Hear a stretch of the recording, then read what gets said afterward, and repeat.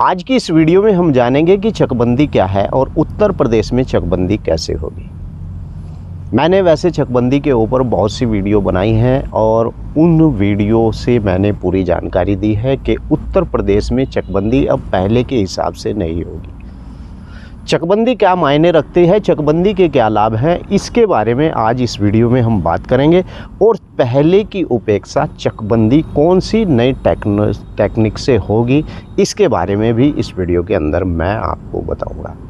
तो वीडियो शुरू करने से पहले आपसे गुजारिश है कि अगर आप लोग पहली बार इस YouTube चैनल पर आए हैं, राव अकरम YouTube चैनल, तो बेल आइकन की घंटी ज़रूर दबा लें और हाँ, इस चैनल को सब्सक्राइब करना बिल्कुल। चकबंदी क्या होती है और चकबंदी का कराना क्यों ज़रूरी होता है, मैं आपको बताऊं कि अगर आपके गांव या आपके कस्बे में इस प्रकार की चकबंदी नहीं हुई है तो वहां पर किसानों को बहुत बड़ा नुकसान होता है। सबसे पहले आपको बता दूं, सबसे पहला फ़ायदा चकबंदी का यही होता है कि आपकी जो ज़मीन बिखरी हुई होती है वो एक जगह हो जाती है। लेकिन यहाँ पर नोट बात करने की ये है कि चकबंदी बाग की भूमि की, सरकारी भूमि की और आबादी की भूमि की चकबंदी नहीं होती है। ऐसे ही जो है कोई इस प्रकार की भूमि हो जैसे कि गांव के आसपास लगती हुई भूमि है और खेती किसानी की भूमि है, तो इस प्रकार की जो भूमि है वो आबादी में दर्ज हो जाती है। और यहीं से ही फ़ायदा होता है कि गाँव के अंदर जितनी भी सरकारी भूमि निकलती है वो चकबंदी के दौरान ही निकलती है। और चकबंदी के अंदर मैं आपको बता दूं कि चकबंदी 20 से 25-30 साल में आती है और इससे पहले चकबंदी नहीं आती है। मैं आपको एक बात और बता दूं कि किसान जब अपने खेतों के अंदर इस प्रकार के उर्वरक डालता है, कीटनाशक दवाई डालता है, तो फसल देना भूमि बंद कर देती है और भूमि चलते चलते बंजर हो जाती है। और जब बंजर भूमि हो जाती है तो आप क्या उसके ऊपर खेती कर सकते हैं? नहीं। ऐसे में ही चकबंदी के फ़ायदे होते हैं। दूसरा, अगर किसी की भूमि पर जाने के लिए रास्ता नहीं है तो ऐसी स्थिति में भी चकबंदी का बहुत काम होता है। चकबंदी ऐसे किसानों की भूमि तक यानी रास्ते भेजती है, या फिर वहाँ पर सिंचाई का कोई साधन नहीं तो वहाँ पर इसी प्रकार की नाली डोल यानी इसी प्रकार के जितने भी विवाद होते हैं, चाहे वो मेड़ का विवाद हो कम हो जाता है, चाहे वो सिंचाई की समस्या होती है वो कम हो जाती है, रास्ते की समस्या होती है वो ख़त्म हो जाती है। मैं आपको सीधे देसी भाषा में बता रहा हूँ चकबंदी के क्या फ़ायदे हैं। यही फ़ायदों से चकबंदी से इन्हीं फ़ायदों के लिए चकबंदी को किया जाता है। नियम बहुत हैं लेकिन सीधे तरीके से आपकी समझ में आ जाए तो चकबंदी यही आपके लिए बेहतर है। ऐसे ही मान लीजिए कि आपकी भूमि थोड़ी है, दूसरी जगह पर आपकी भूमि ज़्यादा है, एक भूमि के अंदर आपकी इम्प्लीमेंट बिल्कुल भी नहीं घूमता है और वहाँ पर आपको जाने का रास्ता भी नहीं है, दूसरी भूमि पर आपके रास्ता भी है, तो ऐसी में आप क्या करें? अगर वहाँ पर लगता है कि आपको थोड़ी भूमि है तो चकबंदी के दौरान आप उस भूमि को वहाँ से उठवाकर जहाँ आपकी ज़्यादा भूमि है उस भूमि पर संकलन करवा सकते हैं, जुड़वा सकते हैं। ऐसे में क्या होगा कि आपको दो दिशाओं में नहीं जाना पड़ेगा। जहाँ पर आपकी जो भूमि है ज़्यादा है वहाँ पर आप उस भूमि को लेकर यानी जो है ज़्यादा बड़ी भूमि बना सकते हैं, यानी अपने उस नंबर को वहाँ पर लगवा सकते हैं। तो ये फ़ायदे होते हैं चकबंदी के। लेकिन चकबंदी जो होती है उसके अंदर बहुत से ऐसे विवाद आ जाते हैं कि पटवारी पैसे लेता है, कानून वो पैसे लेता है, चकबंदी करता पैसे लेता है और फ्रॉड होता है।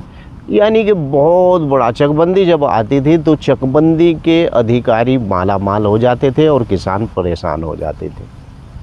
लेकिन अब ऐसा नहीं है। अब AI ड्रोन के माध्यम से चकबंदी होती है। लेखपाल, पटवारी, कानूगो, तहसीलदार जितने भी ये होते हैं अब सब धरे के धरे रह जाएंगे, क्योंकि अब ड्रोन के माध्यम से ही सर्वे होगा और सर्वे होने के बावजूद ड्रोन बिल्कुल भी जरा सी भी ज़मीन किसी की इधर उधर नहीं कर सकता है।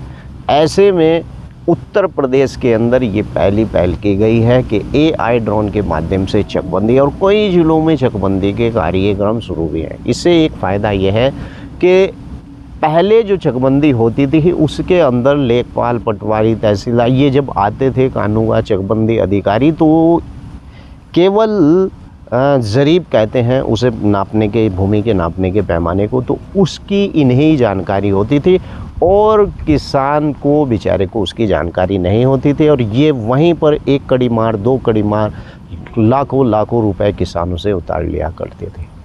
और बाद में पता चलता था कि इन बेईमानों ने ऐसी भूमि ऐसे व्यक्ति को दे दी जो गरीब था, और जो अच्छी अच्छी भूमि होती थी वो बड़े बड़े किसानों को पैसे लेकर दे दिया करते थे। ऐसे मामले आपको कहीं भी, ये आधे जो ज़मींदार बने पड़े हुए हैं ये सब इनके बाप दादाओं का यही कमाल था कि ये जब चकबंदी आती थी तो चकबंदी अधिकारियों को पैसे खिलाकर बेईमानों को इस प्रकार से ये ज़्यादा भूमि बना लेते थे, और जो गरीब किसान होते थे वो बेचारों को एक कहीं गलत जगह पर ऐसी भूमि दे दिया करते थे। अब इस बेईमानी से बचने के लिए सरकार के द्वारा AI ड्रोन के माध्यम से चकबंदी उत्तर प्रदेश में हो रही है। आपको बता दूं कि अगर आप भी चकबंदी के आपके यहाँ पर भी चकबंदी हो रही है तो AI ड्रोन का ये फ़ायदा है, जैसे ही ड्रोन आपका नंबर आएगा आपके भूमि के ऊपर उड़ेगा तो वो साथ के साथ नक्शा बनाएगा, हर एक मेड़ का नक्शा बनाएगा, आपकी कितनी भूमि है, और साथ में ये भी बताएगा कि क्या ये भूमि उपजाऊ भूमि है या फिर बंजर भूमि है। ऐसी टेक्नोलॉजी की वो AI ड्रोन होता है। और एकदम जैसे ही वो आपके यानी भूमि का सर्किल का एक आयता बना लेता है, एक चित्र बना लेता है, और बनाने के बाद उस चित्र के बनने के बाद आप उसे डायरेक्ट ऑनलाइन पर भी देख सकते हैं। पहले ऐसा होता था? नहीं होता था। पहले बेईमान अधिकारी जो है ज़मींदार के पास जाता था, बड़े ज़मींदार के, और उससे जाकर साठ गांठ करता था और फिर जाकर नक्शा तैयार करता था, और फिर जब धारा 41 और 45 लागू होती थी तो वो सारी भूमि उस बेईमान ज़मींदार के नाम कर देता था। और ऐसे ही आपको बता दूं कि अब AI ड्रोन के माध्यम से इतना फ़ायदा उन किसानों को होगा। जो किसान, अब सबसे ज़्यादा खाद किस व्यक्ति को लगेगी AI ड्रोन के माध्यम से? उस व्यक्ति को लगेगी जो पहले से ज़मींदार थे, क्योंकि अब बेईमानी घूसखोरी उनके हाथ नहीं लगेगी। और वही लोग चकबंदी के ख़िलाफ़ भी बोलते हैं। चकबंदी होना जो है बहुत अच्छी बात है, छोटे किसानों को राहत मिलती है, बड़े किसान को की भूमि का पता चल जाता है, भाई इसने ग्राम समाज की कितनी भूमि दबा रखी है। ये सब पोल पट्टी चकबंदी के दौरान ही खुलती है।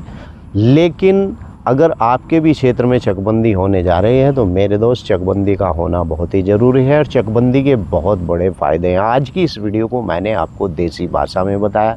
भाई चकबंदी के यही फ़ायदे होते हैं, आप लोगों को भी चकबंदी करा लेनी चाहिए। AI ड्रोन के माध्यम से चकबंदी होती है। वीडियो कैसी लगी है वीडियो के नीचे लिखकर ज़रूर बताएं। आपका कोई सवाल है तो ज़रूर लिखें। जय हिंद, जय भारत, खुदा हाफिज़।